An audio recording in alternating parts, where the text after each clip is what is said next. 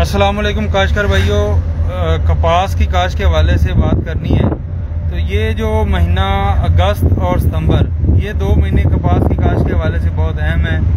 ख़ास करके जो अगस्त का महीना है, इसमें हबस भी होगा, अभी भी हबस आपको है, गर्मी भी है।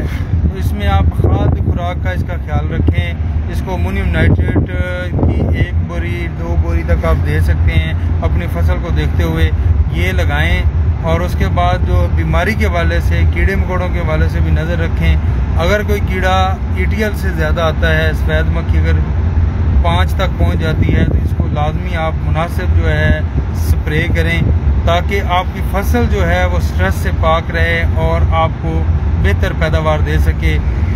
और यूरिया का जो इस्तेमाल है वो 15 अगस्त से 15 सितंबर के दौरान कीजिएगा, वो ज़्यादा अच्छा रिजल्ट देगा।